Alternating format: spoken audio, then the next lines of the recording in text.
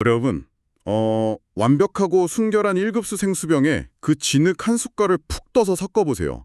순식간에 물이 탁해지잖아요. 아, 엄청 탁해지죠. 자, 그 흙탕물을 가리키면서 이거 완벽한 생수다 라고 부를 수 있을까요? 아마 다들 미쳤냐고 할 겁니다. 네, 당연히 이상하게 보겠죠. 그런데 우리가 흔히 접하는 성경 텍스트나 교리의 정의를 보면 그 교회라는 곳은 바로 이 1급수 생수처럼 묘사되거든요. 흠없고 완벽하고 신성한 곳으로요. 예를 들면 그리스도의 순결한 신부 같은 표현들 말이죠. 네, 그렇죠. 하지만 현실 속 교회의 문을 열고 들어가 보면 파벌 싸움에 세속적인 욕망에 온갖 스캔들까지 겹쳐서 진흙탕 그 자체일 때가 너무 많습니다. 그러니까요. 도대체 왜 이런 거대한 모순이 발생하는 걸까요? 왜 이상과 현실은 이토록 뼈아프게 충돌하는지 오늘 이 질문에서부터 이번 심층 탐구를 시작해 보겠습니다. 배움을 갈망하는 청취자 여러분, 환영합니다. 그 불편한 신실을 마주하는 것에서 진짜 논의가 시작되죠. 단순히 사람들이 타락해서 그렇다는 식의 얄팍한 비난으로는 이 거대한 간극을 설명할 수 없습니다. 맞아요. 뭔가 더 근본적인 이유가 있을 것 같아요. 오늘 우리가 깊숙이 해체해볼 텍스트가 바로 이 문제를 다룹니다. 현실의 흙탕물 이면에서 도대체 무슨 일이 벌어지고 있는지 철학의 영역으로 우리를 끌고 들어가죠. 19세기 신학자 슐라이아 마허의 기독교 신학 텍스트군요. 이 자료를 읽다 보니까 특정 종교기관의 문제라기보다는 그 인간이 모여서 만드는 이상적인 공동체라는 게 애초에 완벽할 수 있는가 이 부분을 건드리고 있더라고요. 정확합니다. 교회의 궁극적인 목표를 논하기 전에 현재 상태부터 진단해야 하는데요. 슐라이어마우어에 따르면 교회는 태생부터 치명적인 딜레마, 즉 이중적 상태를 안고 시작됐습니다. 교회의 존재 이유를 생각하면 그 딜레마가 당연해 보이기도 해요. 세상 사람들을 이끌어내기 위해 존재하는데 저기 구름 위에서 자기들끼리 진공상태로 살 수는 없잖아요. 그렇죠. 필연적으로 인간들이 발 딛고 사는 이 세상이라는 물리적 공간 안에서 형성되어야만 하니까요. 여기서 텍스트는 두 가지 개념을 극명하게 대조시킵니다. 보이지 않는 교회와 보이는 교회 말씀하시는 거죠? 네, 성명의 순수한 작용 그 자체인 완벽한 보이지 않는 교회, 그리고 그 작용이 세상의 보편적인 죄성, 그러니까 타락과 뒤섞여버린 보이는 교회입니다. 자, 이것부터 하나씩 짚어보죠. 아까 제가 든 비유로 치면 알프스의 투명한 생수가 보이지 않는 교회고 네, 그 순수한 물이죠. 그게 세상이라는 진흙탕에 부어져서 우리가 퍼올린 물이 보이는 교회라는 거잖아요. 맞습니다. 세상 속에서 발을 구르고 있는 이상 우리가 눈으로 보는 교회는 필연적으로 그 불투명한 보이는 교회일 수밖에 없는 겁니다. 근데 여기서 좀 비판적인 질문이 생겨요. 눈에 보이는 교회가 필연적으로 세상의 오류랑 섞여 있다면 사람들은 도대체 그 교회를 어떻게 신뢰하죠? 진흙물을 마시면서 생수라고 최면을 걸어야 하냐는 말씀이시죠. 네, 완전 최면이잖아요, 그거. 여기서 정말 흥미로운 점은 텍스트가 그 혼탁한 상태를 성령의 실패로 규정하지 않는다는 겁니다. 그건 시간과 공간 속에 존재하는 인간 삶에 피할 수 없는 조건이거든요. 그렇다면 보이지 않는 교회는 어디 숨어 있는 엘리트 집단 같은 건가요? 전혀 아닙니다. 보이지 않는 교회는 산속에 있는 게 아니라 바로 그 혼란스러운 보이는 교회 내부에 있습니다. 보이는 교회 안에요. 네, 온갖 진흙탕 속에서도 끊임없이 불순물을 밀어내고 정화로 이끄는 순수한 영적 지향점, 그 동력 자체가 보이지 않는 교회입니다. 그러니까 계속해서 물을 맑게 하려고 애쓰는 정수기 필터 같은 거군요. 그 움직임 자체가 보이지 않는 교회라는 뜻이네요. 바로 그겁니다. 보이는 교회 안에서 보이지 않는 교회의 힘이 쉼없이 역사하고 있기 때문에 신뢰의 근거가 생기는 거죠. 그런데 그 필터가 작동하고 있는데도 지상의 교회들은 역사적으로 무수히 갈라지고 부패해 왔잖아요. 계속 오류를 범하기도 하고요. 그 원인은 텍스트는 중생, 즉 종교적 거듭남의 본질에서 찾습니다. 흔히 거듭남이라고 하면 벼락 맞은 듯이 완벽한 천사로 변하는 즉각적인 마법을 상상하잖아요. 그렇죠. 갑자기 깨달음을 얻고 성인군자가 되는 스토리요. 하지만 자료는 그런 마법을 부정합니다. 내면에 순수한 의지가 생겼어도 그게 행동으로 표출되려면 반드시 인간의 세속적인 과거와 육체를 통과해야 하거든요. 와, 이거 완전 낡은 자동차 튜닝이랑 똑같네요. 제 자아라는 20년 된 똥차에 어느 날 초강력 엔진을 달아버린 느낌이에요. 하하, 아주 탁월한 비유입니다.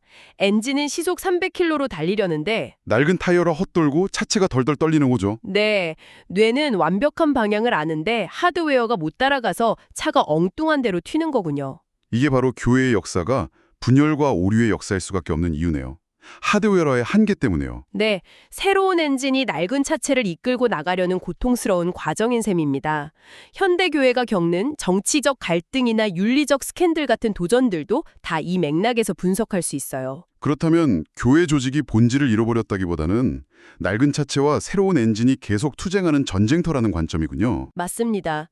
그래서 텍스트가 현대 공동체에 던지는 메시지는 명확합니다. 지향해야 할 본질적 가치는 스스로 이미 완벽하다고 착각하며 타인을 정죄하는 게 아닙니다. 그럼 자신의 오류 가능성을 겸허히 인정해야 한다는 뜻이겠네요. 정확합니다. 타이어가 헛돌 수밖에 없음을 인정하고 그 한계 안에서 쉼없이 보이지 않는 교회의 무오류성을 향해 나아가는 끈질긴 과정의 가치가 있는 거죠. 엄청난 통찰입니다. 불완전성을 인정하는 게 타락을 막는 첫걸음이니까요. 근데 본질적인 의문이 남아요. 어떤 의문이죠? 도대체 언제까지 이 낡은 차체로 덜덜거리며 달려야 하죠? 평생 진흙물만 마실 수는 없잖아요. 언젠가는 완전히 맑은 물이 되어야 하는 거 아닌가요? 그 질문이 바로 교회의 발전을 완성짓는 거대한 단계, 즉 성취의 단계로 우리를 안내합니다. 텍스트 후반부의 재림과 최후의 심판 교리죠. 종말이나 심판이라고 하면 보통 하늘에서 불덩이가 떨어지고 지상에 물리적 유토피아가 세워지는 블록버스터 영화가 생각나는데요. 역사적으로 과거 사람들도 그런 오해를 많이 했습니다. 하지만 슐라이어마허는 심판을 신자와 불신자를 공간적으로 분리하는 물리적 배치의 문제로 보지 않았습니다. 그럼 심판의 진정한 본질은 뭔가요? 장소를 옮기는 게 아니라면요. 영적인 영향력과 세상의 영향력 사이에 완벽하고 온전한 분리입니다. 아까 흙탕물 비유를 대입하면 진흙이 생수에서 완전히 배제되는 순간이군요. 그러니까 심판은 공포의 이벤트가 아니라 엄청나게 강력한 궁극의 원심 분리기 같은 거네요. 완벽하게 이해하셨습니다. 흙탕물을 엄청난 속도로 돌려서 순수한 생수만 남기는 작업. 그게 바로 완전한 성취, 즉 독일어로 폴렌둥입니다. 와, 진짜 명쾌하네요. 원심 분리기. 이것을 더 큰 그림과 연결해 본다면 심판은 단순한 징벌이 아닙니다. 결함투성이인 보이는 교회의 임무가 종료되고 보이지 않는 교회만을 직류해내는 필수적인 정화 과정이죠. 그래서 교회의 궁극적 목표가 당장 이 땅에 완벽한 유토피아를 건설하는 게 아니라는 걸 알게 되니 묘한 위안이 됩니다. 네, 결코 완벽할 수 없다는 현실을 인지하면서도 미래의 궁극적인 완성을 향해 나아가는 과정에 우리가 있다는 뜻이니까요. 이게 허무주의에 빠지지 않는 동력이 됩니다. 참 훈훈한 결말이네요. 하지만 텍스트가 우리를 소파에 편하게 놔두지 않죠. 심판의 원심 분리기가 세상을 다 걸러내면 조직 입장에선 좋겠지만 개인 단위에서는 복잡한 난제가 생기잖아요. 맞습니다. 육체의 부활과 자아 정체성의 연속성 문제죠. 인간이란 무엇인가에 대한 근본적인 질문으로 이어집니다. 저 이거 읽고 진짜 소름 돋았거든요. 완벽하게 정화되면 세속적 영향력이 0%가 되잖아요. 근데 지금의 저라는 사람의 정체성이나 기억은 다 세속적 경험이랑 얽혀서 만들어진 거란 말이죠. 그렇죠. 야근의 스트레스, 누군가를 미워하고 용서한 기억, 이런 게 나를 구성하니까요. 그러니까요. 이 세상의 흔적이 완전히 포맷되어 버린 순수한 영적 상태에서 과연 나라는 개인의 자아가 유지될 수 있냐는 거죠. 컴퓨터 하드디스크에서 운영체제를 통째로 밀어버린 셈인데 슐라이어 마허도 정확히 그 지점을 고뇌했습니다. 인간의 의식이라는 게 물리적 세계, 즉 뇌신경이나 신체 경험과 얼마나 강하게 결합되어 있는지 인정한 거죠. 인형체제가 다 날아간 깡통 컴퓨터 안에서 예전에 깔려있던 나라는 소프트웨어가 똑같이 실행될 수 있나요? 텅 빈 존재를 이전의 나라고 부를 수 있는지 너무 궁금합니다. 그 모순을 해결하기 위해 텍스트는 물리적 법칙을 초월하는 개념, 즉 하나님 의식이라는 새로운 연속성의 원리를 도입합니다. 잠깐만요. 하나님 의식이요? 갑자기 신학 전문 용어가 나오니까 머리가 좀 멍해지는데요. 어렵게 들리실 수 있어요. 세속적 기억이 다 날아갔는데 신을 의식하는 것만으로 어떻게 자아가 유지되고 구별되죠? 현재 우리는 내가 누굴 만났고 뭘 먹었는지 같은 수평적 경험으로 자아를 규정합니다. 하지만 하나님 의식은 수직적인 관계성입니다. 수직적인 관계요? 뭔가 느낌이 오는데 조금 더 쉽게 설명해 주실 수 있나요? 음악가에 비유해보죠. 음악가는 물리적인 피아노와 악보가 있어야 자아를 표현할 수 있습니다. 하지만 궁극의 성취 단계에선 피아노라는 물리적 한계가 아예 사라집니다. 그럼 피아노 없이 어떻게 음악가로서의 자아를 유지하죠? 음악가가 신이라는 거대한 오케스트라 지휘자와 맺고 있는 고유한 주파수, 즉 신을 어떻게 느끼고 반응하는가 하는 그 영적 공명 자체가 새로운 운영체제가 되어 자아를 구별해줍니다. 아하, 건반을 누르던 손가락의 기억은 사라졌지만 지휘자와 눈을 맞추며 만들던 고유한 주파수가 나에게 만든다는 거군요. 물리적 차원에서 영적 차원으로 완전히 이동하는 거네요. 맞습니다. 하지만 텍스트조차도 이 완전히 새로운 차원을 인간의 언어로 완벽히 그려내는 데는 한계가 있음을 솔직하게 인정합니다. 하긴 유한한 우리가 포맷 이후의 상태를 상상하는 건 불가능에 가깝겠죠. 결국 지성의 끝에 남겨진 신성한 신비의 영역이네요. 네, 개인의 연속성을 유지하기 위해서는 인간의 상상을 초월하는 신적인 원리가 필요하다는 걸 보여주는 대목입니다. 정말 압도적입니다. 오늘 엄청난 산맥을 넘은 것 같은데 흩어진 퍼즐 조각들을 세 가지 핵심 질문으로 깔끔하게 구조화해 보겠습니다. 제가 질문을 던질 테니 핵심만 짚어주시겠어요? 네, 좋습니다. 첫째, 보이는 교회와 보이지 않는 교회의 본질적인 차이는 무엇이며 우리는 왜 현실 교회의 불완전성을 필연적으로 받아들여야만 합니까? 순수한 성령의 작용이 보이지 않는 교회라면 새 속의 인간과 섞인 굴절된 결과물이 보이는 교회입니다.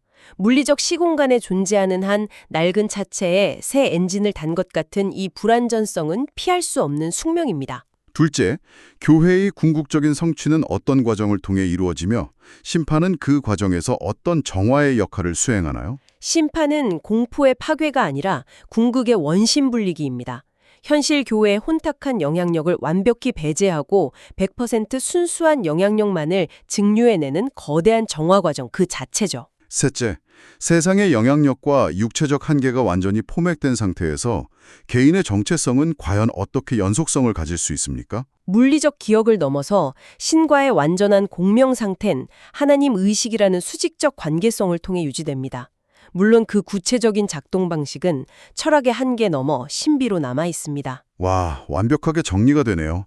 자, 이제 이번 심층 탐구를 마무리하면서 청취자 여러분이 일상 속에서 스스로 탐구해 볼 만한 화두를 하나 던지고 싶습니다. 어떤 질문인가요? 보이지 않는 교회가 이 세상에선 완벽히 실현될 수 없다는 이 사실. 이거 어차피 인간이 만든 조직은 다 거기서 거기니까 대충 타협해도 된다는 달콤한 면죄부일까요? 아주 도발적인 질문이네요. 아니면 완벽할 수 없다는 걸 뼈아프게 알면서도 그 숭고한 이상의 나의 행동을 맞추기 위해 매일 낡은 타이어를 굴리며 처절하게 고뇌해야 한다는 더 무거운 책임일까요? 정말 많은 생각을 하게 만드는 화두입니다. 흙과 백으로 명아피응하이지 않는 이 흐릿한 진흙탕 속에서 여러분은 타인의 진흙을 비난하는 삶을 사실 건가요? 아니면 내 안에 필터를 돌리는 삶을 사실 건가요? 오늘 저희가 준비한 심층 탐구는 여기까지입니다. 함께해 주셔서 감사합니다.